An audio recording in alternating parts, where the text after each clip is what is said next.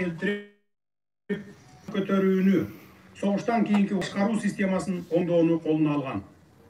Экономиканы оңдоо элегостон ал ири курулуш иштерин, ири долбоорлорду ишке ашырган. Бир экөөнү атап койсом, бул чоң Чүй каналынын курулушун бүтүргөн. 3 коргон кесим, Папан, 4 кул суу сактагычтарын салдырган. Төө ашуудагы жолун куруп баштаган. Дагы көп мисалдар бар, айта берсек бир топ болот. Менин да тагдырыма өлкөнүн бүгүнкү акыбалы туш келди. Тагыраак айтсам, пандемиядан кийинки каржалган бюджет, мамлекеттик башкаруу системасындагы ашыкча бюрократия менен коррупция, башка өлкөлөрдүн биздин өлкөгө туура келбеген бардак идеялары, парламенттик партиялык системадагы башаламандык жана башка ушул сыяктуу өкмөт башчы премьер-министр Садыр Жапаров Баткен облусунда эл менен жолугушууда. Жалпы элдин, сиздердин жардамыңыздар менен мен ушуларга каршы баары менен көшөйүн деп жатам. Мага сиздердин чоң колдооңуздар керек болот. Урматтуу мекендештерим, Раззаков менен мени байланыштырган эки себеп. Бул анын атактуу сөзү. Менин принцибиме толуктал келет. Раззаков сталиндик репрессияларга, кысымдарга карабастан коррупция менен күрөшүп, таза иштөө принцибин мамлекеттик башкаруу системага киргизүүгө аракет жасаган. Мен анын сөзүн ураган катар айтсам, сен таза болсоң, мен таза болсом, коом да таза болот деген. Сөз билген адам нарк күтөт. Ошондуктан эл ичинде төбөсү көрүнүп баш көтөргөндөр кандай кызматка келбейли жигиттин сөзү жерде калбоого тийиш. Бул биздин элдин наркы. Мен бардык ишти салмак менен карап жатам. Бул сөз элдин кызматына келген адамдардын маңдайында илинип турсун. Ташка тамга басылгандай таамай айтылган сөздү 70 жыл каалагандай колдондук. Баркын кетирдик. Ошондуктан бул сөзгө аяр мамиле жасоого чакырам. Ушул сөздү бир жолу колдонгон адам аны аткарууга сөзсүз милдеттүү деп эсептейм. Бардык жетекчилерге кайрылгым келет. Урматтуу жетекчилер, эл баарынан улук. Кол баштоо кыйын эмес. Ер жүрөк жигиттер болсо, жол баштоо кыйын эмес. Ээрчиген элиң болсо дейт. Элибиз мамлекетибиздин өсүп өнүгүшүнө чиновниктер менен мамлекеттик кызматкерлердин коррупциясыз таза иштөөсүнө суусап турат.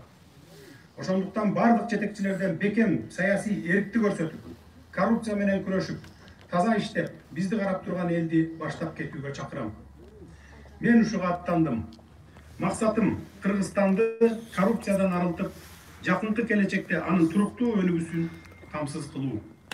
Азыр саналуу мүнөттөрдөн кийин эл менен суроолуулук маек башталат. Андыктан биздин YouTube каналыбыздан алыстабай түз эфирибизге акмалап туруңуз.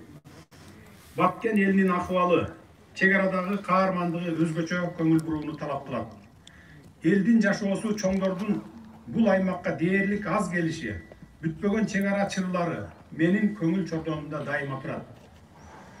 Баткен Кыргызстандын картасындагы эң алыскы точка. Эки мамлекет менен чектешкен саясий стратегиялык аймак. Мамлекеттин чек аранын сакталышы үчүн биз Баткенге ар дайым өзгөчө көңүл бурууга милдеттүүбүз. Анткени Баткен облусунда башкача аймактарда жок көйгөйлөр бар. Ордунан жылбаган чек ара маселесине келгенде сабырдуулукту көрсөтүп, чек арага чеп болуп жашап келесиздер. Такыраган ээн талааны, шамалдуу чөлдү, таштактуу жерди күжүрмөн эмгек, маңдай тер менен өздөштүрүп, өрүк зарга айлантып, Баткен күрүчүн даңазалап келесиңер. Чек ара маселесине токтоло кетсем. Мага 2 жылдын ичиндеги инциденттердин баары колума келип түштү. 21 жолу болгон экен. Чек ара маселелерин тактоо иштери боюнча эки мамлекеттин ортосундагы комиссиялардын ишин көрдүм. Чек ара аймактарын өнүктүрүү боюнча мамлекеттик программанын аткарылышы боюнча маалыматтарды алдым. Баары менен таанышып чыктым. Биринчи келген күнү ушу чек ара маселесине көңүл бурдум. Жакын арада улуттук коопсуздук кызматынын төрагасы Ташиев Камчыбек Кыдыршаевич Өзбекстанга сапары менен барып келди, расмий сапары менен. чек ара маселеси боюнча сөз болду. Кудай буюрса, чек ара маселесин Өзбекстан менен дагы, Тажикстан менен дагы тынчтыкта, ынтымакта сүйлөшүүлөр жолу менен чечип алабыз. Элдин, мамлекеттин кызыкчылыгына чечилет сөзсүз түрдө. Мен бул боюнча Кудайшаевке тапшырдым. Мындан ары буга чейин первый вице же болбосо вицелердин бирөө чек ара маселеси боюнча комиссиянын төрагасы болчу. Мындан ары улуттук коопсуздук кызматынын төрагасы комиссиянын башчысы болот. Сүйлөшүүлөрдү ушул адам жүргүзөт. Бардык маселелерди калган комиссиянын мүчөлөрүнүн бардыгы өзлөрү тандап алат. Мурдакы иштеп аткандар дагы арасына кирет. Бирок эң башында Камчыбек Кыдыршаев турат. Бул маселени чечет. Биринчи Өзбекстан менен чечебиз болсо, андан кийин Баткенге келип Тажикстан менен чечебиз. Буга кичине убакыт керек, күтө турасыздар. Эми ар ким айтышы мүмкүн. Мен чек ара кызматын улуттук коопсуздук кызматына өткөрүп берем деп атам. Мыйзамдуубу, мыйзамсызбы, адилеттүүбү, адилетсизби, туурабы, туура эмеспи, аны мени сындайт, тепкилейт, туура кылып атат, туура эмес кылып атат дегендер чыгат. Бирок ал сындарга, тепкилегендерге 1 ай тепкилейби, 2 ай тепкилейби чыдаймын. Анткени бул биздин элдин жана мамлекеттин коопсуздугу үчүн, мамлекеттин кызыкчылыгы үчүн бүгүн керек нерсе. 2 айдан кийин биздин чек аралар чечилип, жакшы нукка түшүп, 2 мамлекеттердин ортосунда, 3 мамлекеттердин ортосунда ынтымак орногондон кийин, андан кийин туура кылган экен деп эл журт өзүңүздөр бааңыздарды бересиздер. Ушундан пайдаланып, өкмөттүн өкүлүнө тапшырма бере кетели. Ушул программада белгиленген социалдык объекттер сөзсүз бүткөрүлсүн. Бүгүн көрүп чыккан проектлердин бардыгы. Өкүнүчтүүсү, тажик эли менен кылымдар бою канатташ жашасаңыздар да, азыркы мамлекеттик расмий чектерден улам кадимки күнүмдүк тиричиликке байланыштуу маселелерден эл аралык маанидеги чек ара жаңжалдары чыгып кетип жатат. Мен ойлойм, чек ара маселелери сөзсүз чечилиш керек. Мен буга бүткүл мамлекеттин күчүн жумшайм. Баткенди өткөрүү боюнча максаттарга токтоло кетейин. Баткен аймагы облус катары бөлүнүп чыкканына 21 жыл болду. Ошондон бери бир катар иштер аткарылды. Мисалы, Баткенде бардыгы 1395 километр жол болсо, анын 506 чакырымы толугу менен асфальттанган. 471 километри эл аралык маанидеги жол салынган. Азыр Көкташ, Аксай, Тамдык автожолунун курулушу жүрүп жатат. Арка массивине суу чыгарыптыр. Бирок жердин жана элдин шартын көрүп туруп, мен баары жакшы экен деп айткандан алысмын. Биз Баткенди өнүктүрүүбүз керек. Жогоруда айткандай, Баткендин күрүчү, Баткендин өрүгү дүйнөлүк брендке айландыруу керек. Ал үчүн айыл чарбасында кластердик системаны киргизип, кайра иштетүүчү ишканаларды ачууга жардам беребиз. Мына бүгүн суу чарба жетекчиси, анан өкмөттүн өкүлү 150 миллион сом сурашты. Кулунду каналына 7 кубтан 12 кубка чейин көтөрүү боюнча. Бул боюнча тендерлерди өткөрүлүп, ушу акча бөлүнбөй келген экен. Бул акча бар. Эртең мен булардын баруусун сурандым. Бул акчаны эртең чечип беребиз. Кудай буюрса, кулунду каналына коронавирус боюнча токтолсом. Учурда мени өзгөчө кабатыр кылып жаткан бул проблема. Бир проблема бар, бул коронавирус. Мага күнүгө эртең менен кечинде келип жаткан маалыматтарга карасам, Баткен облусунун абалы кыйын. Ооругандардын саны көп. Учурдан пайдаланып, бардык тиешелүү жетекчилерге кайрыламын. Керектүү бардык иш-аракеттерди жасагыла. Уюштуруу иштери, керектүү медициналык каражаттар, дары-дармектер менен камсыздоо иштеринде бир дагы кемчилик кетпесин. Дагы бир жолу жакшылап караңыздар. Керектүү дары-дармектер толугу менен жетиштүү Бишкекке сураңыздар, жибериңиздер, берилет. Бардыгын айттык, бүт областтарга жеткирип берилет. Мындан сырткары дагы Кудай буюрса жакында өнөктөш мамлекеттерден дагы бүтүлүп жатат. Бардык дары-дармектер жетиштүү болот. Мындан камсанамаңыздар. Урматтуу жарандар, сиздерге айтарым. Статистикалык маалыматтар боюнча учурда каза болгондордун арасында улгайгандар көп болуп жатат. Жайында ата-энелерибизди изоляциялап, жакшы караганбыз. Азыр аны унутуп бараткандайбыз. Той топурду баштадык. Тойдон келип ата-энелерибизге жугузуп жатабыз. Ошондуктан колдон келишинче кыскартсаңыздар. Жакындарыбызды аялы, сактайлы, оорудан коргойлу туугандар. Анан мына эми бүгүн айтышы мүмкүн, той топурду азайткыла, чогулушду азайткыла деп коюп, мына Баткен элине келип чогулуш уюштуруп атат деп. Сындайт дагы, бири-бирине жакын отурду деген сөздөр болот. Эмне үчүн Баткен жергесине келип атам биринчи? Анткени чек ара маселесинде эки мамлекеттин ортосунда жаңжал чыгып кетип атат. Улуттар аралык жаңжалдар бар. Мына оорудан дагы булар өтө коркунучтуу болуп турат да. Ооруну жеңсек болот. Ооруну медицина кызматкерлери жеңет, өзүбүз жеңебиз, сактанабыз дегендей. Эки мамлекеттин ортосунда чыгып кете турган жаңжал болсо, улуттар аралык болсо, муну токтотуш кыйын болуп калат, күчөп кетсе. Ошондуктан мен сиздердин алдыңыздарга келип отурамын. Кандай гана улуттар аралык бир конфликттер болобу, чек арада конфликттер болобу, сабырдуулук кылыңыздар. Дайыма сабырдуулук кылган адам, кылган тарап, кылган мамлекет сабыр жеңишке жетет. Ошондуктан азырынча бардык маселелерди чечип алганча, чек араны чечип алганча чейин сабырдуулук кылып туруңуздар. Мына ушул маселени айтып коелу деп келдик. Урматтуу замандаштар, кийинки сөзүмдү жалпы мамлекеттик багытта сөздөргө бурсам. Азыр баарыңыздардын мага деген бир катар суроолоруңуздар бар. Ошолордун ичинен көпчүлүктү кызыктырган менин позициямды билгиңиздер келип турган суроолор бар. Анда сөздү ошолордон улантсам. Биринчи, бул шайлоо маселелери. Анын ичинде президенттик шайлоо боюнча. Президенттик шайлоонун датасы Борбордук шайлоо комиссиясы тарабынан 10 январга белгиленди.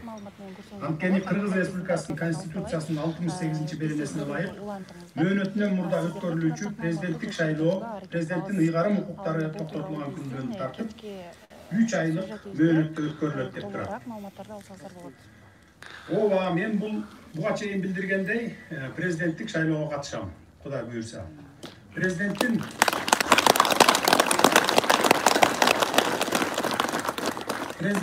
ыйгарым укуктарын аткарып жаткан адам мөөнөтүнөн мурда президенттик шайлоодо президенттин кызмат ордуна талапкер болууга укуксуз.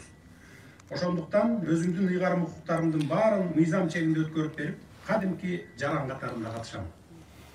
Белгилеп кетчү сөз, шайлоолордогу эң жаман, элдин бөтөнчө кыжырын келтирген көрүнүш бул административдик ресурс. Мен өзүм муну менен биринчилерден болуп күрөшөм. Мен буга чейин эч бир кызматтык коррупциялык иштерге аралашкан жокмун. Тескерисинче анын курмандыгынын бири мен болдум. Элдин үнүн бийликке жеткирем деп жүрүп камалдым. Бирок Кудай бар экен, элим бар экен, баарын ордуна коюп койду. Элден айланса болот, баарыңыздарга түбөлүк башын ийип таазим этемин.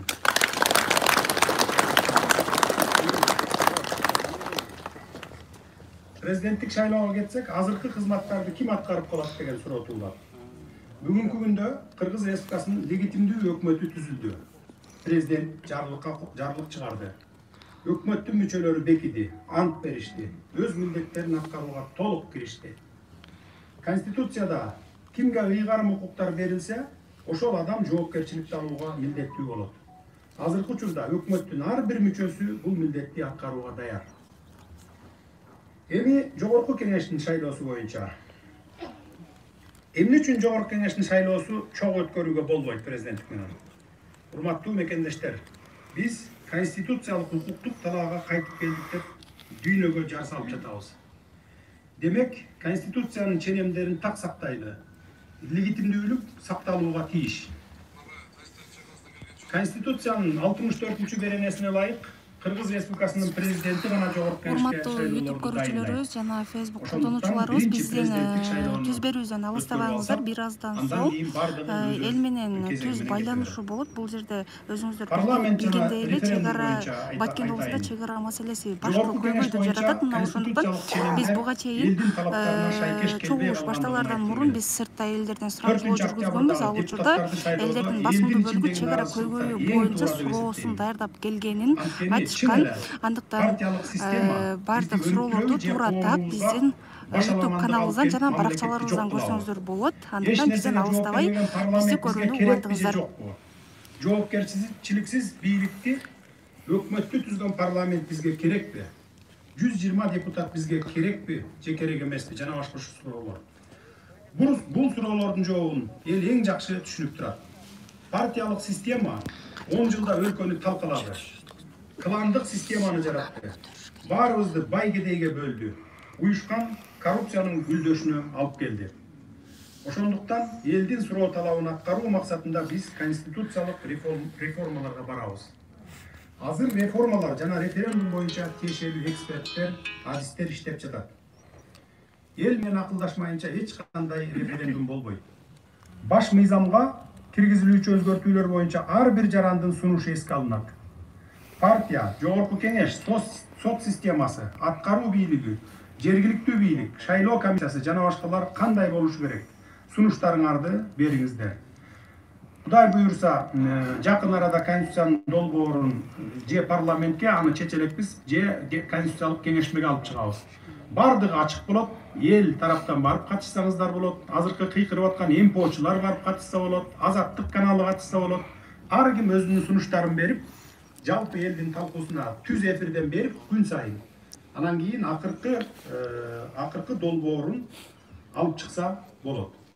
Эч ким баягы жашынып алып конституциянын долбоорун даярдап аткан жок. Бул жалпы элге салынат. Түз эфирден бардыгыңыздар көрүп турасыздар. Андан кийин ошондо гана бардык процедураларды сактап, мыйзамдарда жооп берген мөөнөттө мыйзамдардын негизинде гана референдумду өткөрүү керек. Ошондой кылып өткөрөбүз. Элдин эрки жана акыйкаттуулук бул түбөлүктүү сөздөр. Мен үчүн элдин талабы, элдин бийлиги, элдин эрки баарынан жогору турат.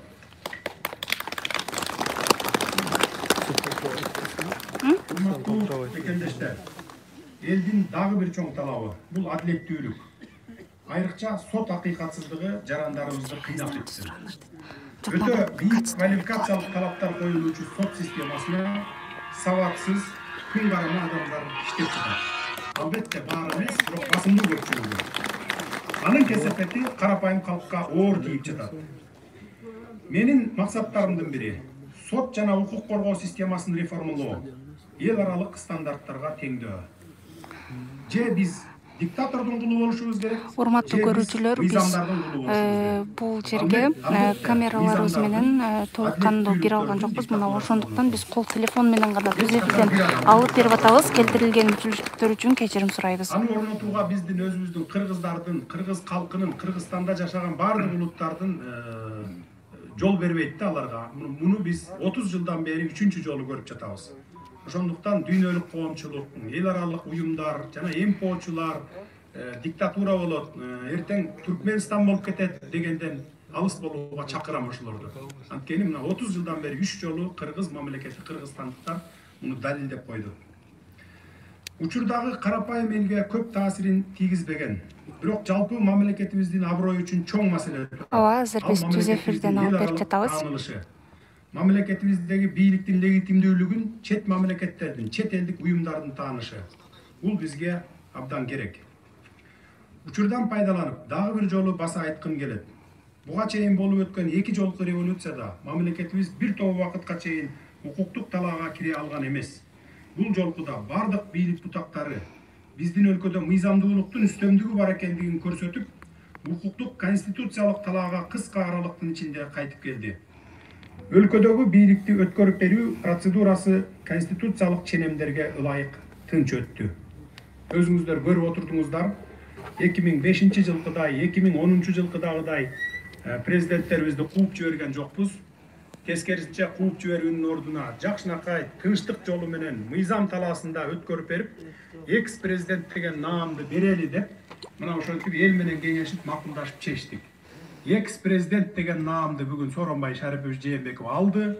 Муну мен өзүм дагы 30 жылдан бери бир экс-президентибиз пайда боло элек, экөөнү кууп ийдик, бирөөнү түрмөгө тыктык, экисин алып койдук деген ушундай бир окуялардан кийин мен өзүм дагы ырым кылып, элди дагы макул кылып ошол жердеги экс деп калтыралы, мындан ары ырым болушу, экс уланып кетсин, мындан кийин төңкөрүштөр болбосун, элдик толкундоолор болбосун, бийлик тынчтык жолу менен, шайлоолор жолу менен алмашсын деп ушуну ырым кылып атай ушундай кылып жасадым. Кудай буйрса мындан ары бул Кыргызстанда саясий аң сезимдин өскөндүгүн, саясий маданият калыптангандыгын далилдейт. Учурда өлкөдөгү коомдук саясий кырдаалдын толук турукташкандыгын билдирем. Ошондуктан мындан ары бардык саясий процесстерге конституциялык укуктук ченемдер, мыйзамдуулук бекем сакталууга тийиш. Урматтуу замандаштар, экономика жаатында кыскача сөз айтсам, бизде баары жакшы дейбиз. Таза суулар чыгарылып жатат. Ирригациялык курулмалар салынып жатат. Авариялык мектептердин курулушу жүрүп жатат. Баардык жерге интернет жеткирилген. Жолдор салынып жатат. Баары пландуу жүрүп жатат. Пенсия, пособия, айлык акы өз убагында берилип жатат. Экономикалык көрсөткүчүбүз ЕАЭС өлкөлөрүнө караганда бир топ жакшы. Эл аралык талаптарга жооп берген. Экспортко багыт алган ишканалар көбөйдү.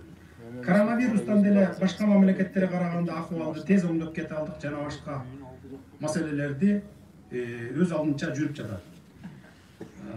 Анда эл эмнеге нааразы деген суроо туулат. Эл жогорку кеңештердин депутаттарынын деңгээлине нааразы.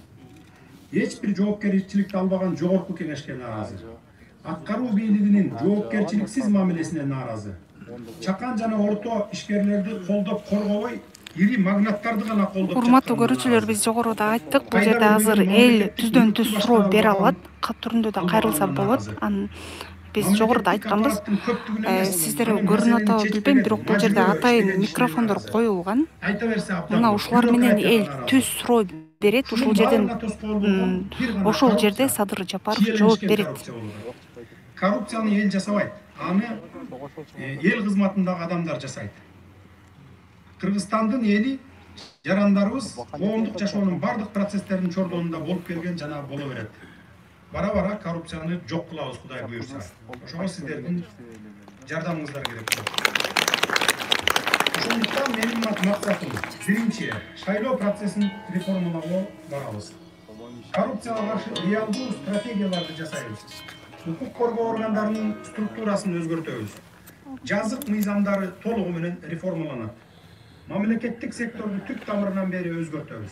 Структурасы, саны, функциялары, талаптары жана башка бардыгы өзгөрүлөт. Сот системасы толук реформаланат. Менчикти коргоо, бюджеттин пайдасына чечүү жана башка маселелер чечилет. Салыктык реформаларды жасайбыз. Бажы тармагында толугу менен кадрлык реформаларга барабыз. Ички экономиканы либералдаштырууга барабыз. Тышкы экономикалык иштерди толук либералдаштырабыз. Ички булактардын резервтерин чыгарабыз. Кыйналсак дагы бюджетибизге жараша жашаган өтөбүз. Мамлекеттик мүлктү менчиктештирүү, улутташтыруу жана башкаруу жаатында реформаларды жасайбыз. Бизнес ачууда уруксат жана лицензия берүү иштери толугу менен реформаланат. Жер казынасы элдин байлыгы, ал элге гана иштейт. Энергетика тармагында кардиналдуу өзгөрүүлөргө барабыз. Сапаттуу жана заманбап билим берүү системасы киргизилет. Коомдук саламаттык сактоо чөйрөсү материалдык жактан гана эмес, элдин иммунитетин көтөрүү багытында реформаланат. Социалдык коргоо чөйрөсүндө даректүүлүк күчөтүлөт. Башкысы, демилгелүү жаштардын баарын мамлекеттик аппаратка иштегенге тартабыз. Баарыбыз бир гана мамлекеттин өнүгүшүнө кызмат кылышыбыз керек. Ал менин мекеним, ал сенин мекениң, ал баарыбыздын мекенибиз, ал бирөө эле, ал Кыргызстан. Биз элге кызмат кылабыз. Биз мамлекетке кызмат кылабыз. Баарыңыздарга аманчылык, ден соолук, бакубатчылык жана тынччылык каалайм. Көңүл бурганыңыздарга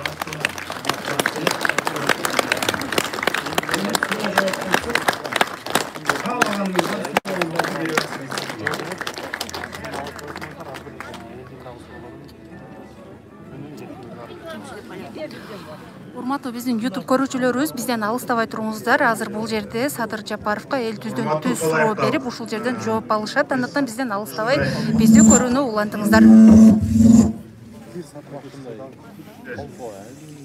Эл эркин өткөрөлү деп чечтик. Ошондуктан бирден келип микрофонго суроо сунуштарыңыздарды айтсаңыздар болот.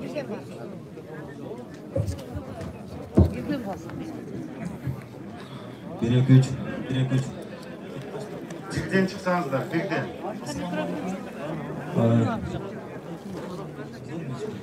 Лейлек райондук Тозбулак айылдык кеңешинин төрагасы Жуматаев. Урматтуу Садыр төңкөрүштө маркум Үмүтбектин абасы болон урматтуу Садыр Нуркожоевич.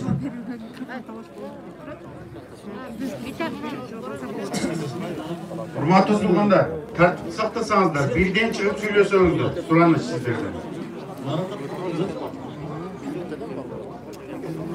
Урматтуу Садыр Нурбажоевич, бүгүн кече Алтын мегабайт үйгө келип, ушул сизди ушул областка келет деген эме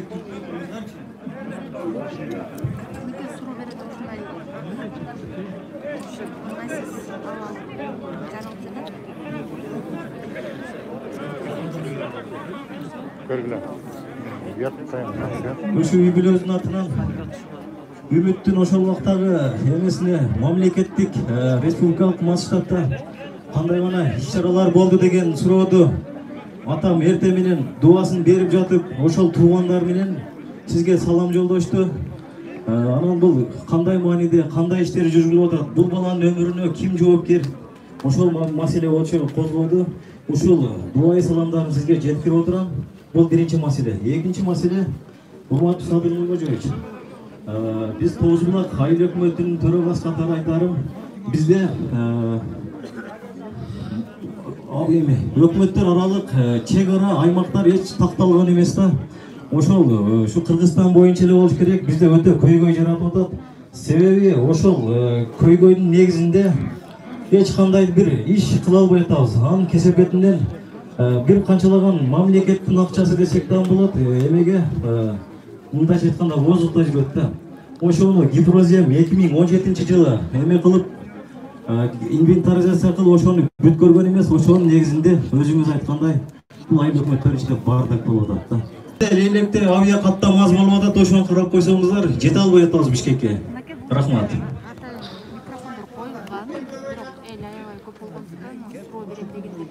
Кыска жооп берип турайын, суроолор көп болуп кетпесин. Ассаламу алейкум. Үмүтбектин токтоп турсаңыз.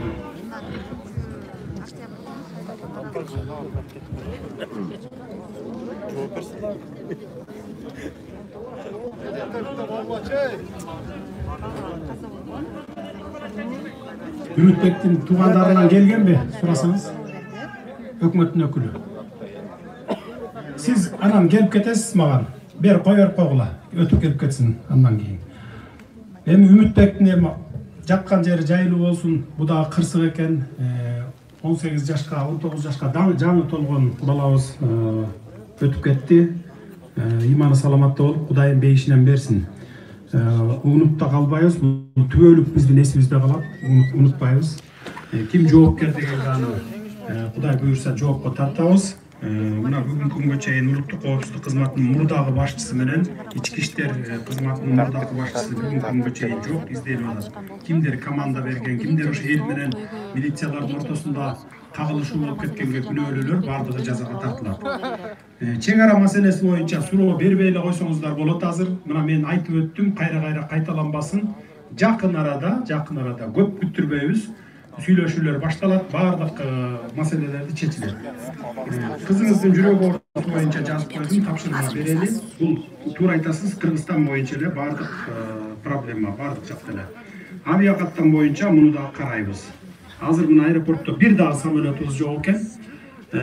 Бирок $30 миллион бар экен аэропортто. Урматтуу биздин YouTube көрүүчүлөрүбүз, азыр бул жерде элдер өкмөт башчыга түздөн-түз суроо берип жатат. Чүй дегенде эле биздин элдин биринчи суроосу чек ара маселеси боюнча болду. Ички каттамдарга, эки самолетту эл аралык каттамдарга койгула деген тапшырманы бердим. Акча бар экен, $30 миллион биздин өзүбүздүн банктарда жатат экен шотунда. Бул маселе чечилет буюрса. Кичине убакыт бергиле бизге. 20 эле күн болду иштегенибиз. 20 күн деле жок, 15 күн, 10-15 күн болду окшойт. Бир топ маселелерди баштап койдук. Кана кийинки сурооңуздар. Садыр Нурбажоевич. Биз терең кайгылуу менен Кызылкия шаарынын көпүр казуучу шахтерлордун атынан Атабеков Кубанычбек Кенжебаевич. Биз ушул күнгө чейин 2015 жылдан баштап барбаган жерибиз, какпаган жок. Кече жума күнү Камчыбек Ташиев сизге барып кайрылуу арызыбызды таштап келгенбиз. Ошол арызды көпчүлүктүн, элдин пайдасы үчүн чечип берсеңиз суранабыз. Экинчиден, бүгүнкү күндө мына кыш мезгили келе жатат. Ошого биздин светибизди өчүрбөстөн ошонуга элге жардам берип койсоңуз, биз элди көмүр менен камсыздап турсак. Рахмат.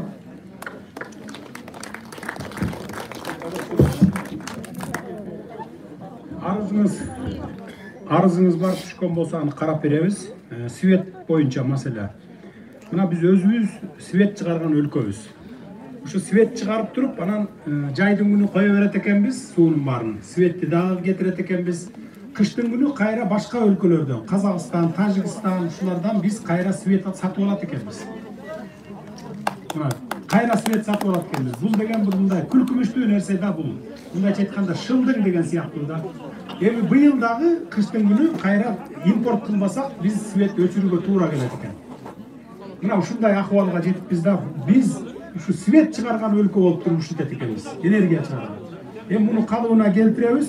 Светти өчүрүлбөгөнгө биз көзөмөлгө алабыз. Эмдиги жылдан эми быйыл бизди тепкилебей тургула, биз жаңы келген бийликпиз да. Мурда ушу мен мурунку бийлик импорттап атат кыштын күнү электр энергиясын десе күлчүмүн да. Мына өзүмдүн башыма уже эми биринчи бысымылда дегенде ошол келди. Бирок муну бара-бара жок кылабыз, Кудай буйрса. Кайра бүт только экспорттогон өлкөгө айланабыз. Бул свет боюнча быйыл кышта Кудай проблема болуп калышы мүмкүн, ачык эле айтып коюш керек. Эмдиги жылдан баштап Кудай буйрса проблема болбойт. Ага чейин биз көп иштерди жасаганга жетишебиз. Садыр Нургулович, бул көмүрдүн светтин маселеси мындай, жеке менчикке айландырып алабыз деп бизге тоскоолдук кылып светтерибизди өчүрүп коюп атат. Ошол себептен сизге келип кайрылып жатабыз. Андайга жол бербегиле, мына өкмөттүн өкүлү, жергиликтүү аким, райондук администрация караңыздар андай нерсени. Бири-бирине конкурент болуп, көмүр талашып, свет талашып, бизнес талашканды токтоткула. Бардыгы бирдей иштесин. Бүт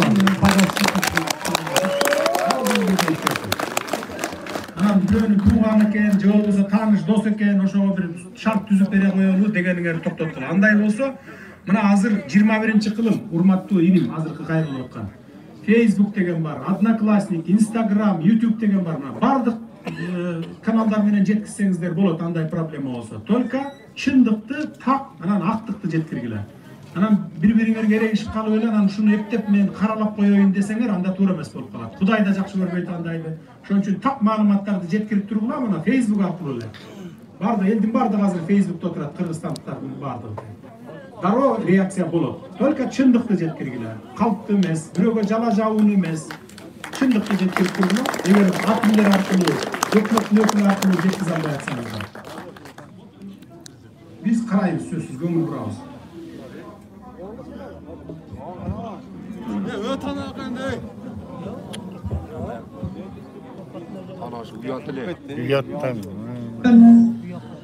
Bugün Aksaray'a varıp geleceğiz. Hemen ülkelere döndü. Bizim bana Buzun'un 40 degen müsaskası var. Şu boyunca hiç kanday neme olmadı. Biz deputatlarga anaytık, başkasıga anaytık, joğalttık. Bana 2000 yılı Tokan Mahmut'un kelgende de Aksaray'ın probleması boyunca. Ol Aksaray'ın boyunca nemende varlıklı başkarması bilen 40'a çıkıp arttı. 40'ta aksakallarda dürttük bayağı çekeranı 1 kilometre Tacistan'a ötmesi bergen. Hacıstatlı ortası ötüp gitti. Kışlarda mazarı ötüp gitti. Hazır suğa yakın olup kaldı. Su çıkanlı yerden Tacistan'a gitti. Bundan sonra çekeranı bir demek perse Tokan Mahmut'un özü var mı yok mu? Tabii yok versin sağ.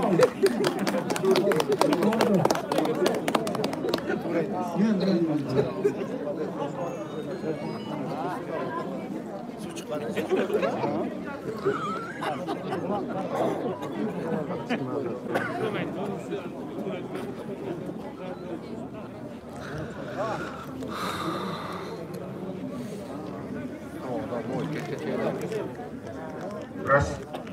Аксакал, жана бужун боюнча айтылган сөз боюнча ал жерине чыгып чечебиз маселени. Мен Абдрашитова Гүлбара Баткен районунун тургунумун. Ошол мен прокурорлор өлтүрдү деп камалган Калыков Мелистин апасымын. Мен сиздин ишиңизге ийгилик, акыркат издейм айнелердин атынан. Көзүңүз курч, тилиңиз өтүмдүү болсун. Мен эми өзүм айта албайм, кызым айтып берсин фактылар боюнча кичине. Угуп коем. Саламатсыздарбы? Биз личный проблема менен кайрылып атат деп ойлоп калганыбыз пайда болот да, бирок бул жалпы эле Кыргызстандын проблемасы болуп калып атат да. Себеп дегенде прокуратуранын үстүнөн тергелүүчү орган жок экен.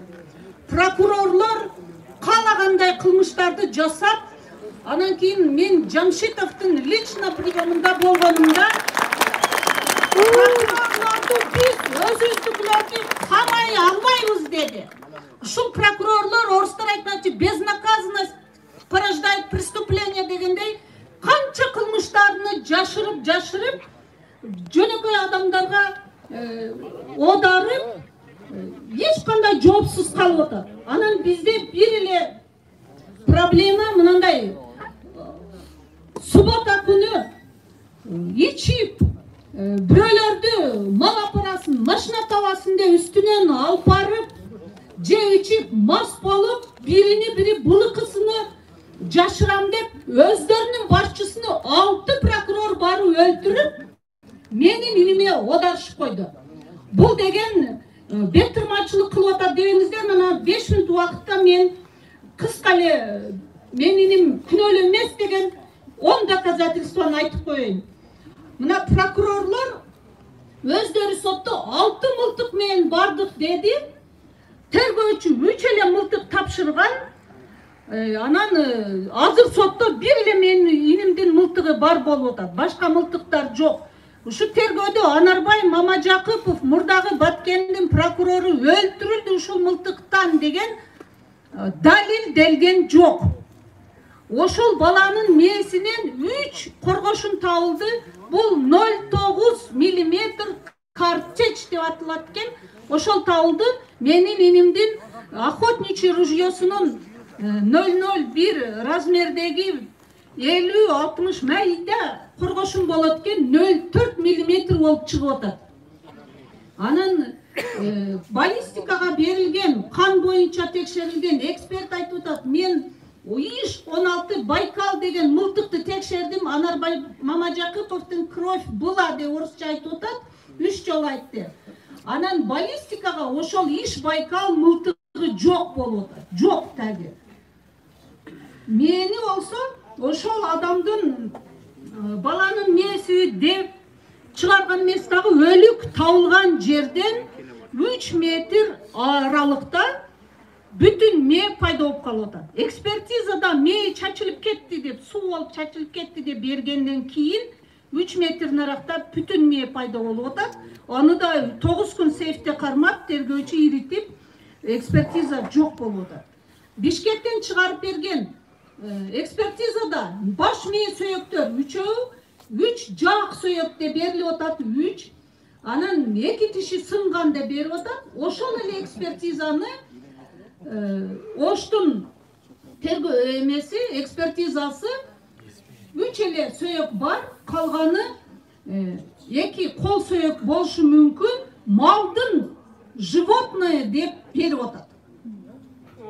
Анан ошол окуя болгон жерде 25 метр аралыкта кан чачырылгандагы 5 адамдын изи туруп атат. 3 машинанын изи туруп атат. Сүрөттөрдө бар, бирок бир эле Lexus машина, менин инип барган, досунун машинасы инип барган, слепок алынган, бир эле ошонун изи алынган.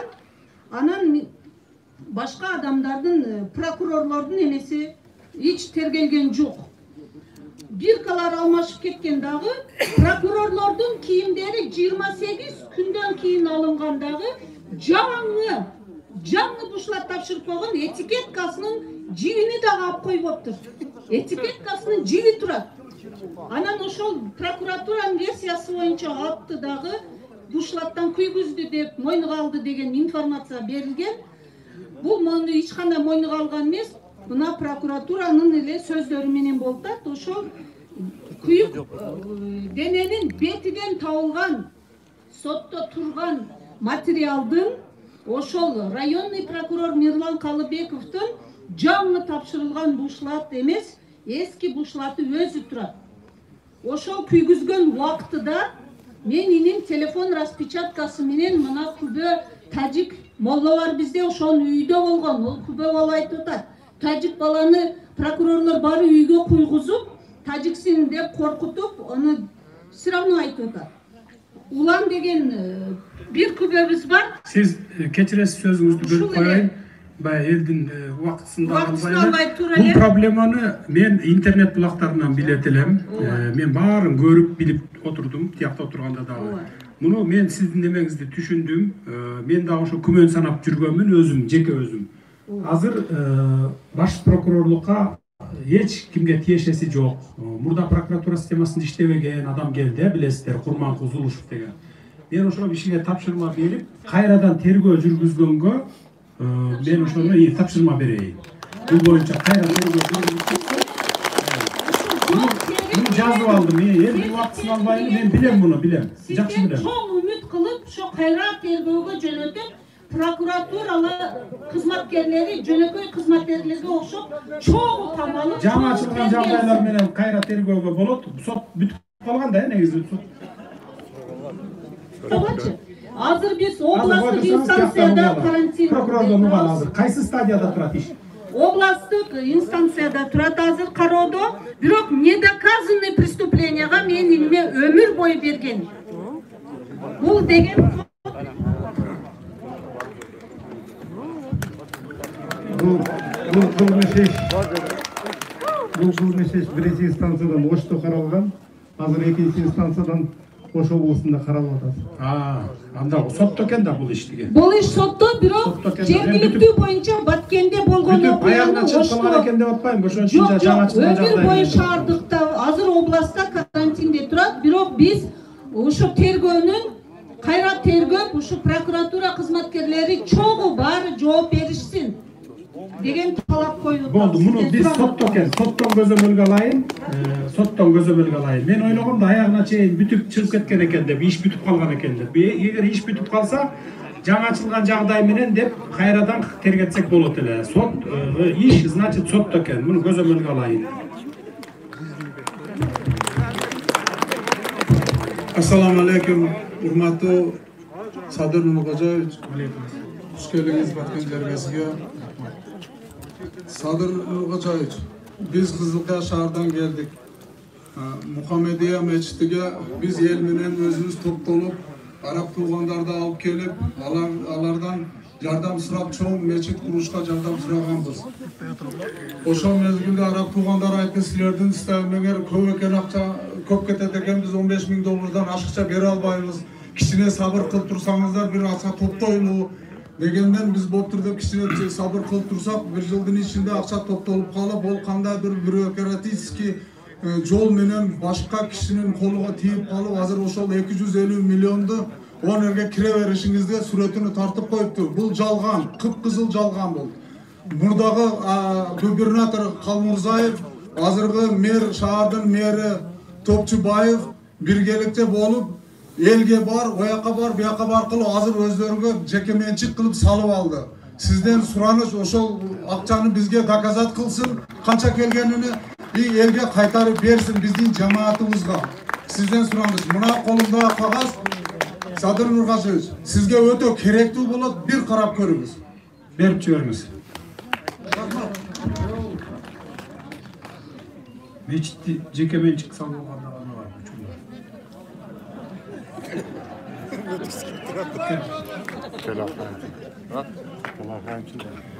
Мечитти жеке менчик кылып салып алган учурлар барбы? Жеке менчик мечит болбош керек да негизи. Мечит Кудайдын үйү, элдики болуш керек. Караштырабыз, макул. Саламатсыздарбы, урматтуу бүгүнкү жыйындын катышуучулары, урматтуу Сапарбек Кожоевич, сиздин алгачкы жумуш кадамыңыз биздин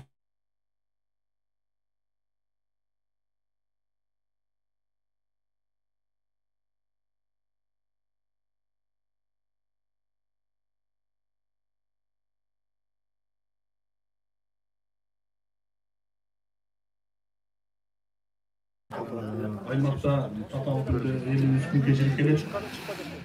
Сиздин программаңызды чындыгында азыр биз тааныштык. Сизге бир нерсени мен дагы айтайын деген.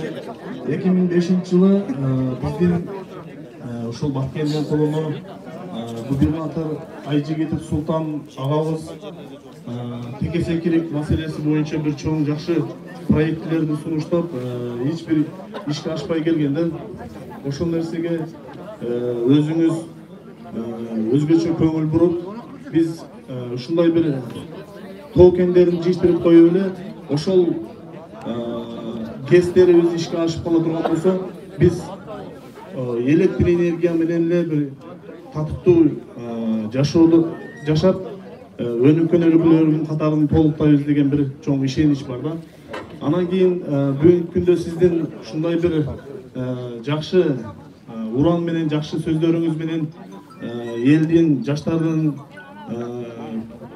көңүлүн өзүңүзгө бурдурдуңуз. Бул кадр маселеси. Биз ушундай бир жаштарды колдоп, мамлекетке жаштар кызмат кылсын деп.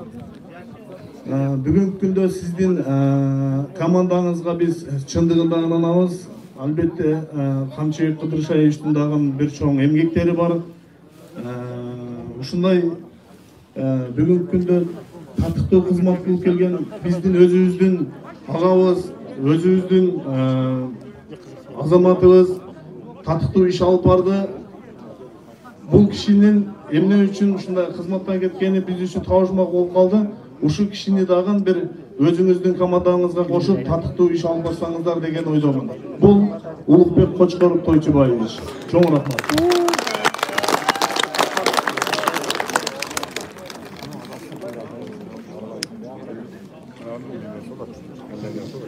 Биринчи сурооңуз боюнча буга көңүл бурабыз, карайбыз, аган убактыбыз жете элек. ГЭС боюнча, текесекирик боюнча, кадр маселеси боюнча, Кочкоров боюнча.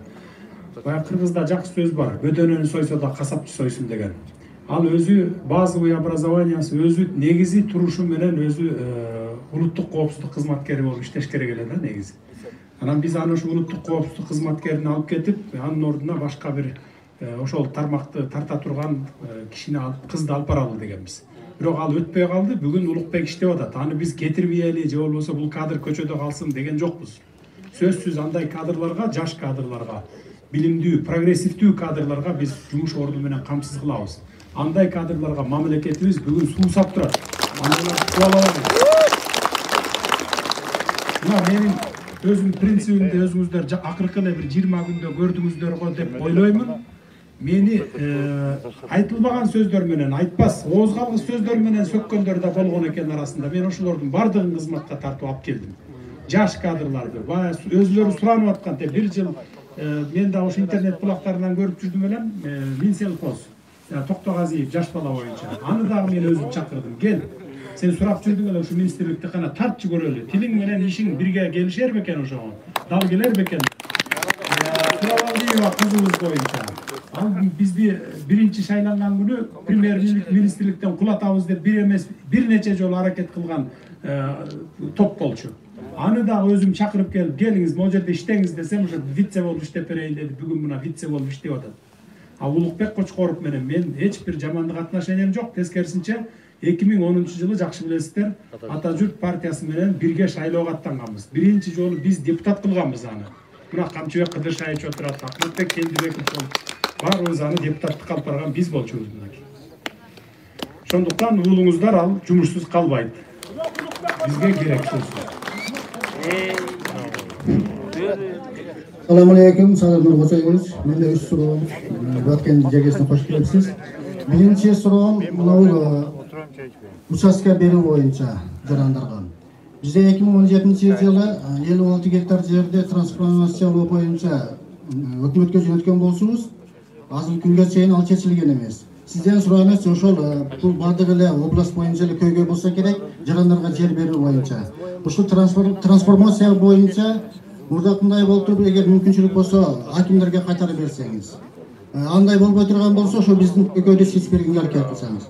Экинчи суроом бизден Leylek rayonunun Leylek aile hükümetinde Akterek jana Leylek деген мектептер бар, ошолар курууга муктаж жаңыдан. Leylek мектебин азыркы күндө башталып, бирок траншейлер казылып, котловандар казылып токтоп калган, ушуну көзөмөлгө алып берсеңиз. Үчүнчүсү Leylek aile hükümetinin Кара Суу айылында Акшумкар деген бала бакча 100 орунду болуп курулуу керек. Ал дагы токтоп турат, ушуну эске алып берсеңиз. Рахмат. Макул, рахмат. Бул трансформация боюнча мен азыр маалымат алдым. Өкмөттө жатат экен, алды 2 жыл, арты жарым жылдап жатат экен.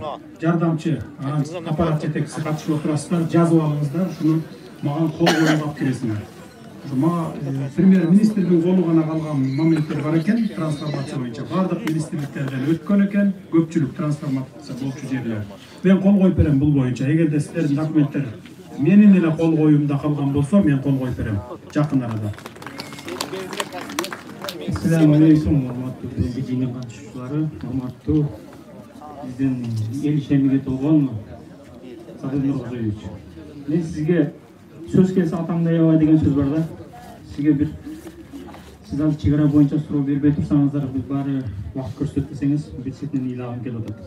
Анткени биздин чек ара маселеси өтө курч. Бирок ушул чек ара боюнча айтсам, бул жерде элдер дагы баары мени шаштырып сөзүмдү күтпөсө керек.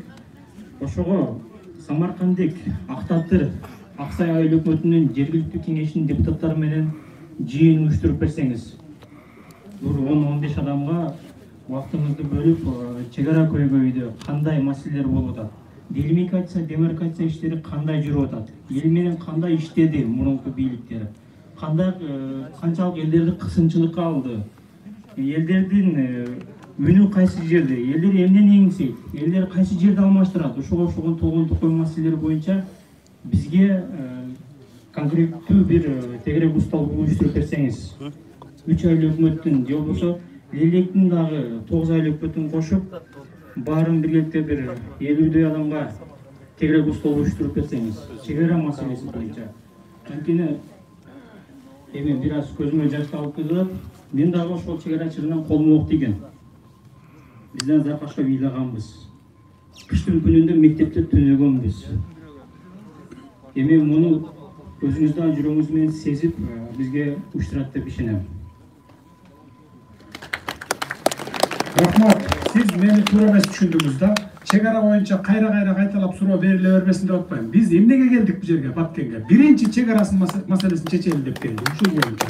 Анан кайра эле улам чыгып, убакытты элдин да убакытын албай деп атам да баягы. Ошон үчүн айтып атам. Мына мен улуттук коопсуздук кызматынын башчысына тапшырма бердик. Жакын арадан баштап бүт эле Баткен эмес, бүтүндөй Өзбекстан, Казакстан менен Тажикстан менен чек ара маселесине киришет жакын арада. Муну күтпөйбүз.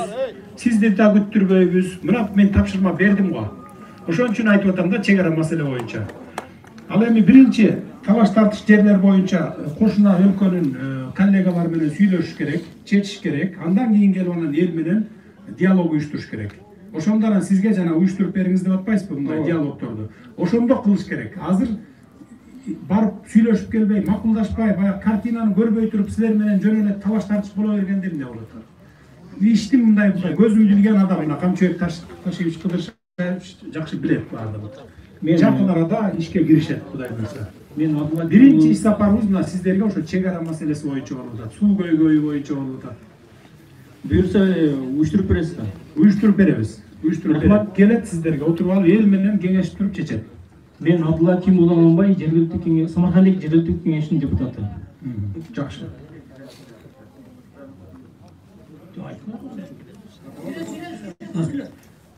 Баткен шаары, Сайын Махаммад Ажы, Садыр Нуркожоевич, Баткен жергесине кош келипсиз. Рахмат. Биз дагы Алланы урташыбыз керек. Биринчи, бүткүл ааламды яраткан, сиздерди, биздерди жараткан, өмүр жана ырысты берген, сизди ушуңузга Алла Таала сизге нуруну, берекесини, рахматыны, махфиретини sizin cemaatınızga, işinizge gidip olsun. Andan ki siz Batken yerinize gelgenizden keyin biz sizin kengeşiniz, bizim kulunumuz, buğulumuz Arzubek Burhan jönünde ayıp koysak bolbay kalar. Arzubek Burhanov Batken oblasının gubernator bolganda, Jokorga Kengeşte deputat bolganda köp işler jasagan, аны el bilir. Biroq anın bir жақшынаqa işi bolgan Arzubek Burhanovdun. Batken şahrına jana Batken rayonuna gazды alып keltiriş, gazdaştırış. Oşol jönünde, oşol mesele alıp kişi ketkendan keyin kalıp ketken. Uşunu ko'ngilingizge alıp Arzubek Burhanov menен birgelikte şunu işe aşıp berishga jardam bersangiz, biz siz bilen jana şu sizler komandangiz Arzubek Burhanov bilen birgemiz. Rahmat sizlerge. Rahmat, сөзсүз. Колдон келген аракетибизди жасайбыз. Мына Arzubek Burhanov менин жанымда жүрөт. İşke aşırağız buyursun. Assalamu alaikum. Ben Leylek ayılın, Karasu ayılın turgunu olan Atım Akimбеков Abdijapar. Ben jeke işker katarı, jana investor katarı sizge kichkina bir ma'lumot berib qo'yayin deb chiqdim. Men ma'lumotim mana 60'ga жақын жашым жетіп қалды. Şu өзімдің туылған жеріме, өзімдің еліме инвестиция қылып, жана şu Toqoy шаруасынан 2 гектар жер алып, ошол жерге еліме bir жақсы үй салуу үчүн жай салайын деп 2 миллион сомдук инвестиция салып, анан кайра эле ушул Leylek айылы менен Карасуу айылыга 50 орундан 2 бала бакча салып берейин. Өзүбүздүн үй бүлөбүздүн каражатынан десем, азыркы малдан ушул эмеден ситуациядан пайдаланып, айылдын bir 20-25 жетпеген жаш балдары чыгып алып, мени сен келгенсиң, сен бул жерде салбайсың, бизге беттептен керек эмес, сен эс алуу жайынан керек эмес, жери көтөрүп кет деп мени мына бүгүн 2 ай болду, 2 айдан бери мага иш кылдыра койбой жатат.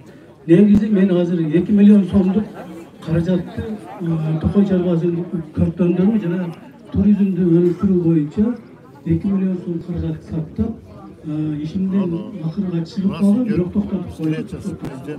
Ушуну сизге бир кичине маалымат берип, Ким тараптан токтотуп атат? Эмнеге токтотуп атат? Сиз инвестиция салып атсаңыз. Мен инвестиция салып атсам, айтып атпаймынбы?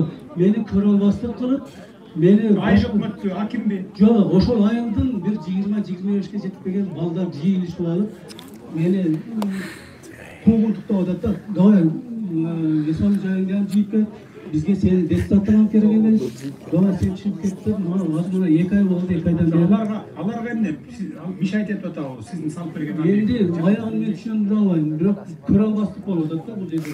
O'shol men olib Toqoy chorvasidan olib ishlayotgan yerda bir odamlar olib degan o'yda жүрген ekan, men bulutni olgan ekanman.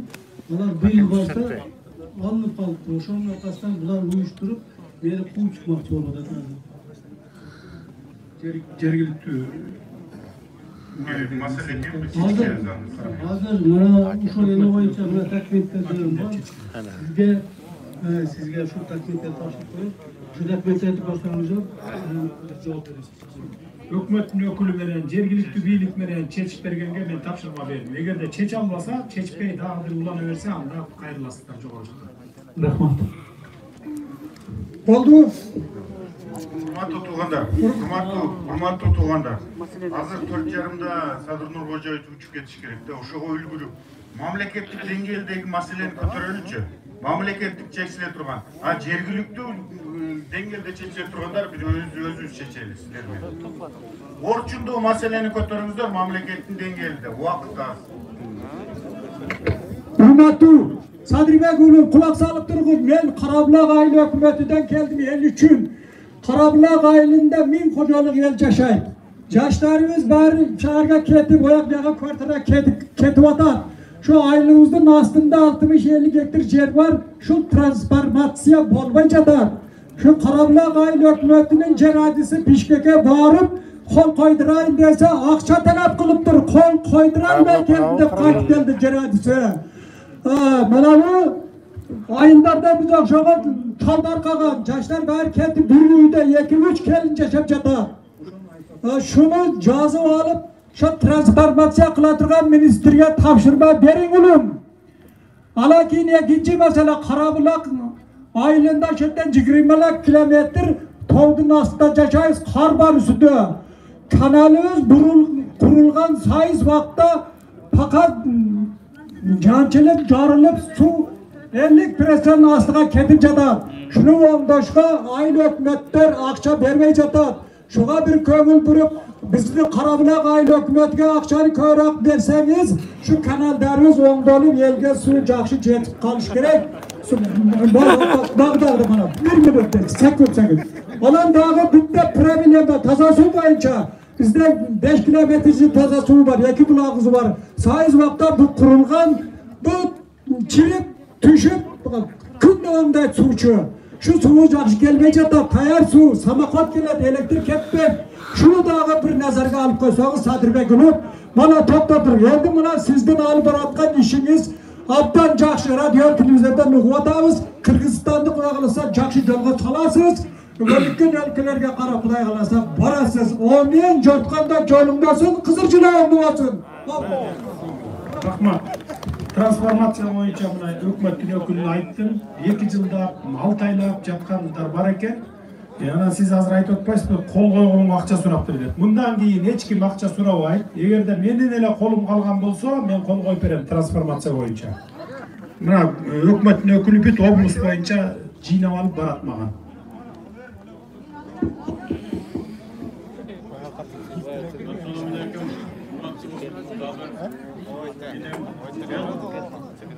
Xudoy nazar qilgan Oqturpoq aile hükümetinin turgunu olamın. 10 balanın 40 nevre, 4-6 çevrenin otasımın. Men özüme işleke gerek emas. Men yaşım 78 yaşına girdim. 10 yıldan beri 3,5 milyar kubometr gaz çıkkan benim yerimnin üstünden bir daştan. Yegesi yok. Batken Oş, Jallavat oblasıga jetip orta turgan neme? Gaz. Yegesi yok. Birincisi. İkincisi, ben Ailbank'tan 3 traktör aldım 82. 670 bin eken. Bu Xudadan piyada kaçkandan 2 milyon 370 bin satıp atat. Bir boyap gelip satıp atat eken. Şunu bir kontroldük kalıp koysanız. Benim baldarımdır üstüsünü kıyıp yeşil atat ol. Anan üçüncüsü, hani televizyonumuz suyla atmayla katıp kalat. Özbekistan koşuda sorasan, bizim baldarımız, bizim prezidentimiz kim dese, Mirziyoyev deşim o da. İşinizge gelip kalayman. Dayım, işinizi Xudo'ga versin. Benim adım Abdilov Nabuk G'aniyevichman. Oqturpoq aile hükümetinin 1000 yıl ailesinin kuruluşu var.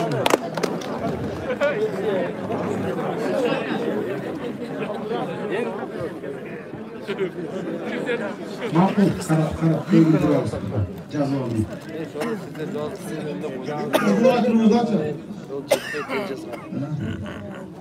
Samarqanddagi aile hükümetinin turgunu Dilgam Turatbekmi. Hurmatli Sadir Nurg'o'yevich. Birinchidan bizden Batken jergesiga hoş kelibsiz. Men sizga çok iyiliklarni xohlayman. Hurmatli Sadir Nurg'o'yevich.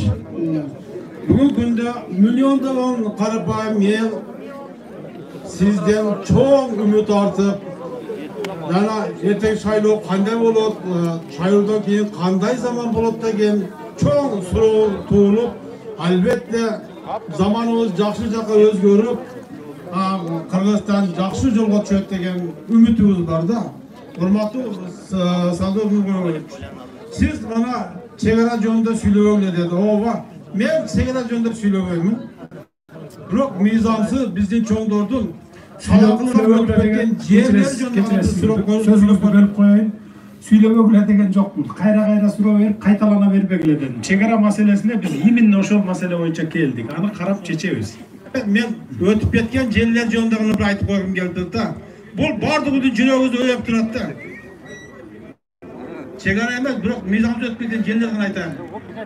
Onda olsa hurmatli Nurg'o'yevich, men sizga Xudoydan ömür tilab, den sog'lik tilab, Alda işlerinizi, çoğun iyiliklerinizi kalap ettim. Rahmat.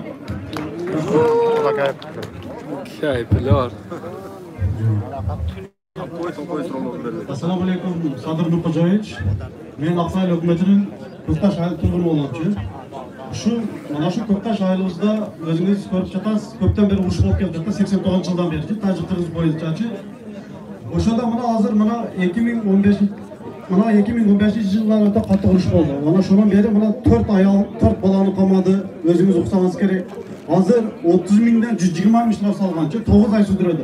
9 aydan keyin mana hazır yenelerdi sottap atат da, bu ötө hakikatsız da. Bugün dagы sotup aldı, hazır sottan kelatатчы. Yeneler en çok balası siz menen tengçi. Uyatta anan dagы ekinci mesele mana su boyunca. Mana su Soyuz'un kelişimi boyunca daşıklar Tacikler suudun gözleri içip kelatат da koyunu. Mana bizim Kırgızlarda ele kança öl kele жататчы. Şoğadan su meselesinden koysanız. Mana yerde yeneler turat maneke mana tüslerini körüp alınızçı mana yeri. Cedim işitten aşkan eceler yeneler özüzdünçü.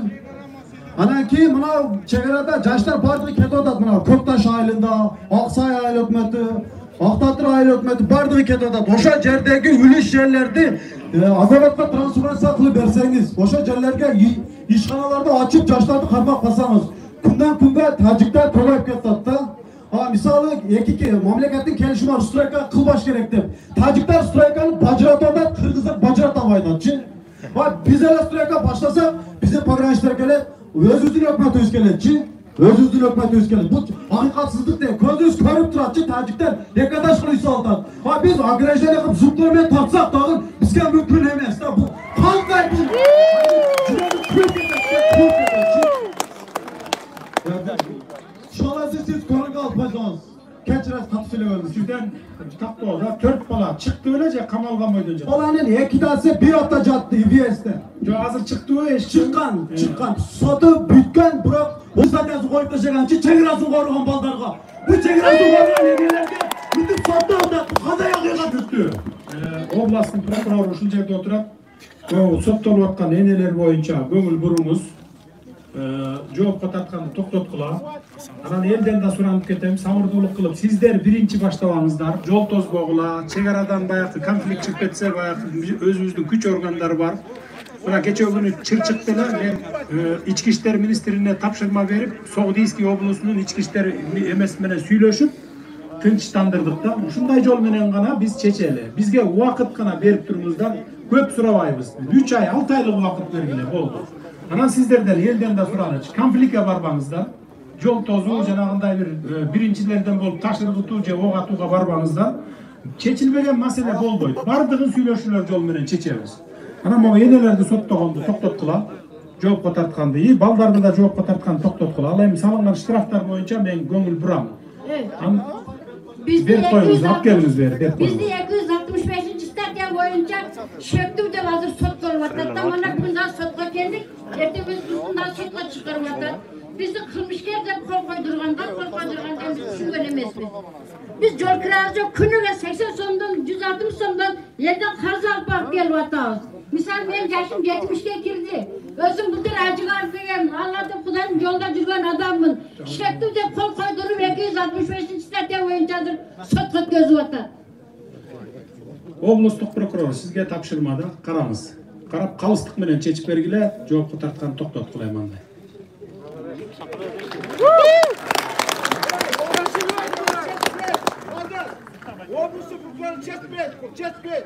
Çeçpese mağa geliniz arızdan. Çeçpese mağa geliniz. Men özüm çeçip Altaydan beri kelatan, Altaydan beri. Hurmatlı prezidentimiz Sadır Nurko'yevich. Men Adamcan rayonunun Aktürpak ayın hükümetinden Cağcılı Aylin. Doğru, çeçmeyin. Uşul, ben 98 yıldan beri özümde köylerde yaptım. Bak, Kırgıl boruna bak kılıp oşa yerge öz küçüm benim. Bala çıkandı riskisini kılıp oşul yerge cevap versin. Çok çinonikler de aynen oşul sotturdu. Oldu. Özünün tuğanlarına yakmet kılıp men bir kadam baskan emez, bir üleşi yok. Şu iki şakas yardım verişiz. işenemiz sizге. Себеби siz Razaqovdan keyingi kelgen prezident. Majid, endi o'zingiz qo'lingizga bersam deyman. Konvertimda. Ruxsat bersangiz. To'sqolib quloqlay. Berib ko'ramiz. Hozir so'z bersiz. O bizdiki mi mana?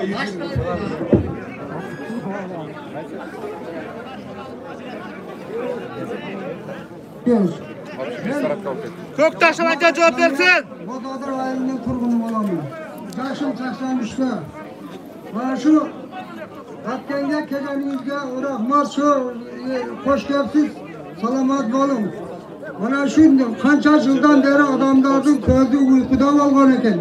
Hozir bardığımızın ko'zingiz ochildi. Sizga insonni topdik. Endi mana shu ishlaringizga rivoj bersin Alloh taolo. Topgan tutqanlarga ishingizga barakat farzlar. Sotqanda yo'lingiz bo'lsin. Xo'jayiningiz jondoshiniz bo'lsin. Yaxshilarga jondoshtirib, yomonlardan Alloh taolo adashtirsin. Doim sog' salomat aylanib yuraveringlar. Yarlarda emas, siz shu bugundan boshlab kelgansiz hizmetga degan. Sizga boshqaringiz 30 yil prezident bo'lib berasiz. Mana taşıyıp bo'lsa, boshlig'i to'g'ri ko'ngli shol maturgan. Qancha odamlar, yegina odamlar o'lib ketadigan bo'lganda o'sha taşıyıp boshqarib yurgan. O kadar ishga rivojlar Alloh taolo o'zi topgan barakatda umrini uzoq rizqlarni foyda qilib, doim o'ylab turib jurlarimizda. Ko'ktaşıvanga javob bersin. Rahmat taqsim.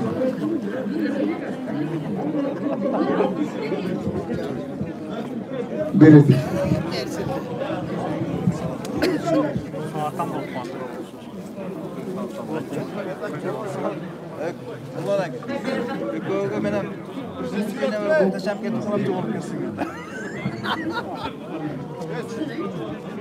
Hurmatli Sadir Nurg'o'jayev, Vatkenga hoş kelibsiz.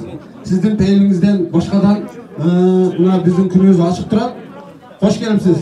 Bizga kishida tartibsizlik bo'layotadi. Bu sizni elning talabi bo'layotadi. Sizga boshqa ishlar olmadi ham buncha elni yig'ilgan emas odamlar. Sizga cho'ng rahmat. Mening aytayın deganim 15 yil oldin parlamentda o'tirganingizda aytganingiz.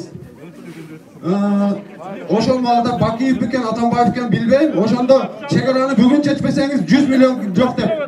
Ertang 1 milliard dollardaga jetmaydi deb aytgansiz. Esingizde olsa kerak. O'shaning uchun bugun chechmasangiz 10 milliard dollardaga 2 yildan keyin, 5 yildan keyin jetmay qoladi. Shuni birinchi ochiratga qo'ysangiz.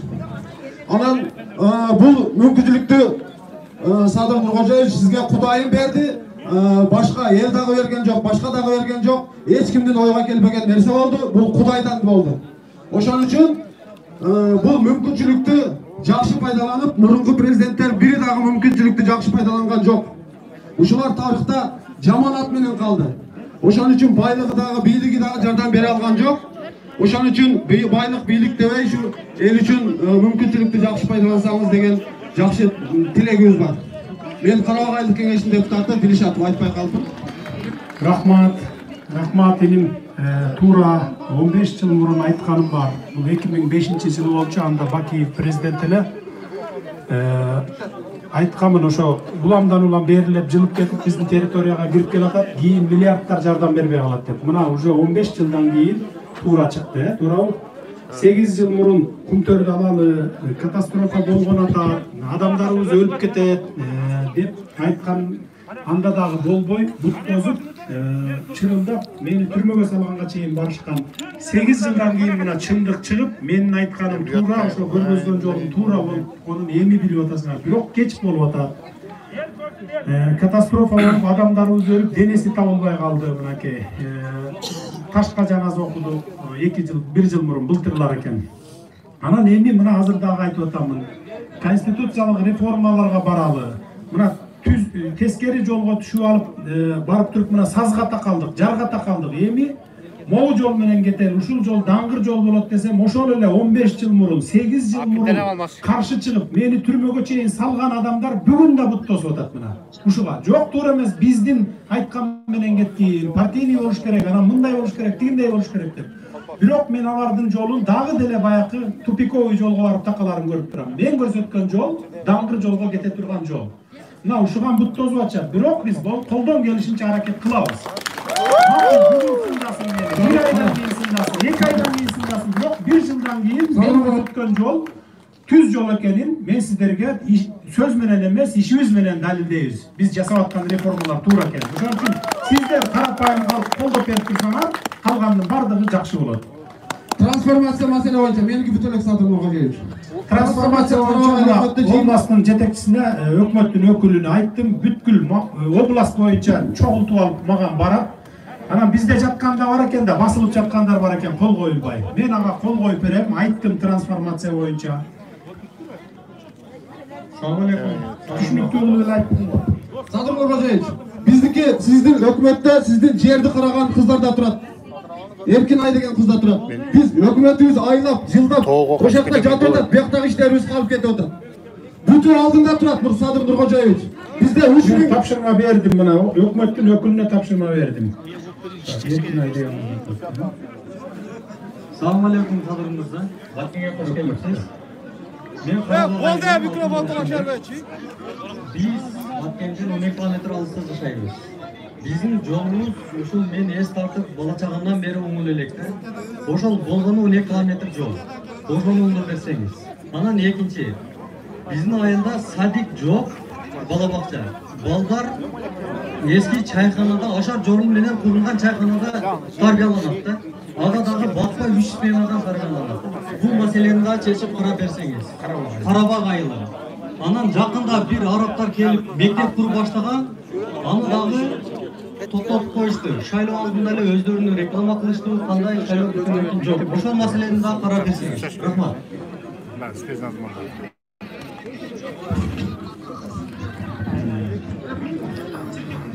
Түшүнүктүү болот. Жери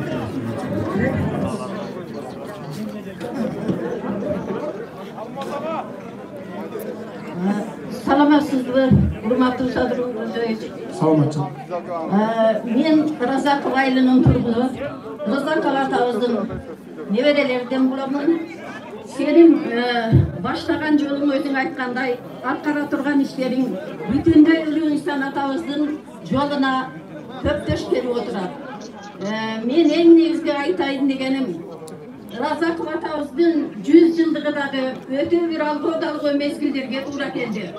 Жалаң гана Разаков айылынын тургундарынын каржысынын эсебинен 100 жылдыкты белгилегенбиз. Дагы бир жолу эске салып кетсек, Салам медианын YouTube көрүүчүлөрү, бүгүн Садырбек Жапаров Баткен эли менен жолугушуусунда жыйын суроо жооп болуп атат. Экендигине карабастан, улуу атабыздын 100 жылдыгыны бүтүндөй Кыргызстанга, бүтүндөй Орто Азия элине таандык болгон ушундай улуу инсандын маарифесини бир жогорку деңгээлде бир мезгилдерде өткөрүүнү суранып кетер элемин. Андан тышкары мына биздин Баткен областынын ичинен айрыкча Лейдек району, Сүлүктү шаары, областтын борбордон республикадан өтө алыста Тажикстан менен Кулундай өкмөтүнүн бардык айылдары чектеш турат. Мына ошого карабастан Кулундай айылынын интернационал Булакбашы айылында чек ара статусу берилелек. Ар дайым биз колуктук абалдабыз. Бул маселенин чечилиши жөнүндө абдан ыраазы болуптук. Ал эми жыл сайын элдин саны өсүп, ошол Тажикстан менен чектеш Кайрагач айылына бир топ жаштарга үй салуучу нагороддор берилген. Бирок Кулунду каналы баштап абал менен туруп атат. Кулунду каналынын кеңейтүү иштери жүргүзүлбөсө, өтө эле ал жерлерди дагы Тажикстанга алдырып отуруп таштыруу маселеси кыйын болуп жатат. Мына ушул жагынан каналды тез аранын ичинде кеңейтүү маселесини, таза суу маселесини Кулунду айыл өкмөтүндө өз нугу менен келүүчү таза суу маселеси дагы чечилген эмес. Özdüğü menen kelçin taza su meselesi çeşilip, elin turmuş şartını ondağıda jakşı işler atkarılsa, öte köptüden bizden yaşlarımız başka regionlarga köçüp ketip götürüp kelip oturat. Oşonda men bizden aeroportun meselesi, İsfana'daki aeroportun bahsi 4200'e çeyin jetti biletin bahsi. Bugünkü günde işletildi de aytılgany menen toluq işletilbey turat. Öte kıyınçılıklar köp. Oşo aeroportda jol kireatının tömönдөшүгү aeroportun işlesine de bir köngül bölüksöňüz deymin. Endi bizde de janap kadr meselesi, janap Ulukbek Koşkarov siyahtı böyle Zamir Pavakulov siyahtı, Kanibek Jodayev siyahtı bizden çıkan jigitler bizde adağı uşunday jetilip turgan mezgilde mamleketlik dengelde işletip elge hizmet kılууга dagы köngül bölüp koyuňuzdu suralam. Rahmat, endi suroolor kayra kaytalanıp ketip atat. Misalı mına Kulundu ayılını aytpadık, Kulundu su kanalına 150 milyon so'm beremiz. Mına erteň barsa birsi günü beremiz. Akça bar. İsfan aeroportu boyunca jol kire azaytуу деп atkан boyunca jana dagы aytып öttüm, mına aeroportga 4 samolyot alуу boyunca tapşırmalardı berdik. Azыр иштеп атышат. Tender uyuşturup boluşunca uşu tiyaktan alat, arzan jagын alat, uşu proceduralarına vakit ketedi.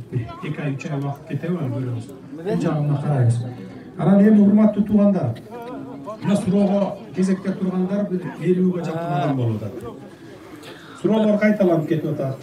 Kaytalanmagan suroolor bolsa hazır bizde 21-kılım texnikanın zamanı. Tatnakay kılıp turup surooңuzdарды же талабыңыздар болобу компьютерден чыгарып туруп конвертке салып менин адресиме жиберип жиберсеңиздер. Же болбосо колуңуздарда болсо бериңиздер азыр. Мен сөзсүз ар бирин ачып окуймун өзүм, убакыт табам ага. Анан жоопторду бергенге аракет кылайын. Ушуну менен суроо жоопту азайтсак,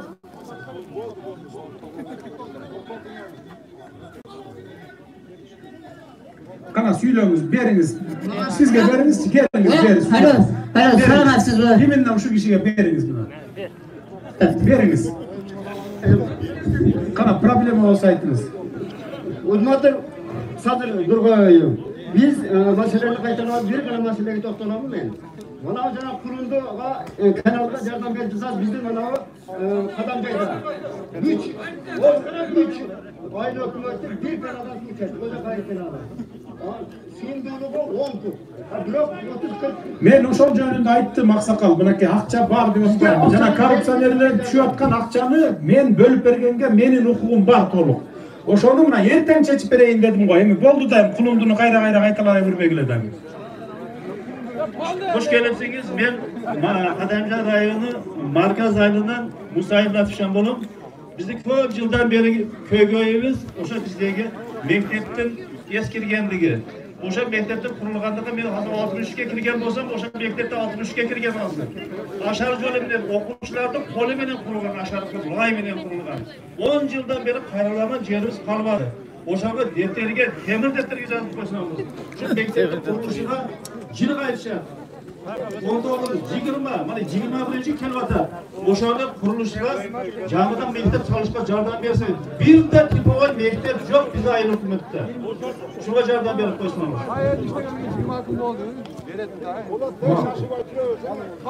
Tak kana siz dersiniz. Alo, salamat mı? Sadınır Koçayız. Hoş geldin balam. Ben Goruk Kızılkaya'dan 62 yaşlarım, ben 10 yıldan beri uy salgam. Bayağı uyumdu törüp, biraz da uydum içten turbadan suçup jarılgan. Biroq 10 yıldan beri Kızılkaya şahri meri Kalmırzayev aldadı, Azrail Topçubayev Hasan, Ermek Topçubayevich, Zami Adil Matayevich, üçüncüsü Asil Batmarimovlar uşu çeçber bayata, uşu menin uyumdu törübe jedi, 6 sotuk jedi koşup jaşıldan durda up bayata. Oşun üçün oşunu goy çeç berseňiz. Bolmasa sizge işke keçe baram oğlum. Ömrünü o köp yaşa, işini yürüktü olsun. Sağa çıkarılgan ır var, bunu uzatıp koysunçu sağa. Özün okudun oğlum, rahmat. Rahmat. Assalamu alaikum, hurmatlı Sadır Nurkocayev. Men Dostum Abdi Japar, Leylek rayonundan Bulanbaşı ayından bulam. Men Çekara Qo'mduk birikmesinin müçösümün. Bişkekten atayın geldim. Bu nerse sizin kabul almağınız için biz жетişemedinde kabul almağına bizge mümkünçülük bolğan жоқ. Koşan için derge keltirip. Edi gözünce başımды kesip alsa dağı, moynumdu çulup alsa dağı men çındıkta aytam. Hurmatlı Sadır Nurkocayev, sizin de başınızda oldu. 5 günahsız, mıyzamsız, ушундай bir ıplas beyliktin nemesinin salakasının altından türmede oturdunuz. Oşonda ele, buna çekara bul oyun emez. Çekarada biz yaşaybız, yaşam geleriz, biz dağı yaşaybız. Bizim en negizli mesele, oşon yerde oturgan korrupsiya sistemi bilen, pagrami işlikler, pagramiler öz aytып oturat. Tacip jaranların dajı çalıp durup, senin şefine çalıp koyayım mı? Kimge çalıp koyayım mı de otur. 15-20 puralar sapralı deni olup kirip ketip atar. Meniki çalgan dese aysı bana yer.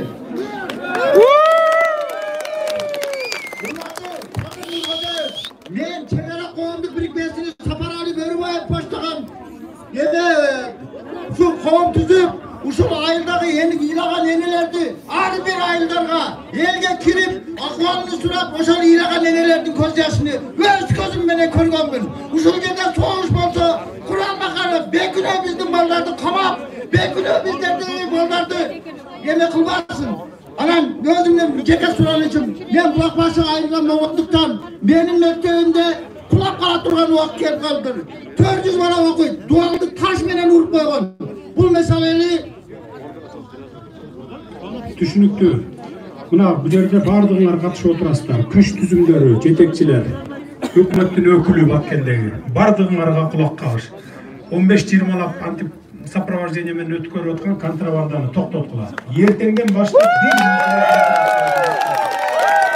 ошондой кулана турган болсо, анда жазаңарды аласыңар. Мен ачыгын айтайын. Молодец! Контрабанда дегенди токтоткула. Түшүнүктүү. Туғандар, урматтуу туғандар, эми туура түшүнүңүздөр, убакыт болуп калды. Садыр Нуркожоев жолго чыгыш керек. Ошону Туйгун Жолдошевич, Баташ үчүн сөз Туйгун Жолдошевичте. Урматтуу туғандар, Жер сакканы. Урматтуу туғандар.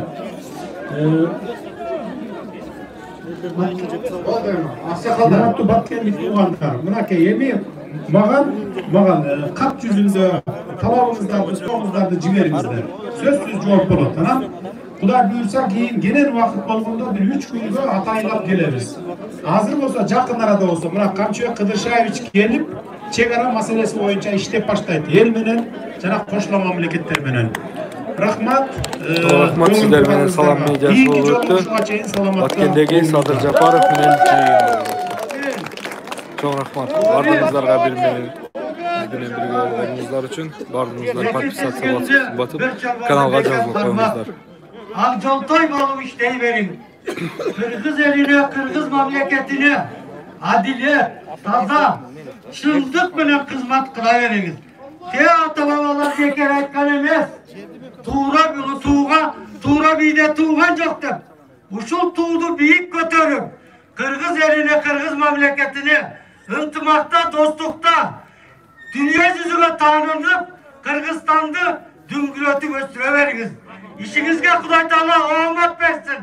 Yolumuz çıldır, yoldaşımız koçayı kıdırmasın. Amin. Adam cevap gelen ama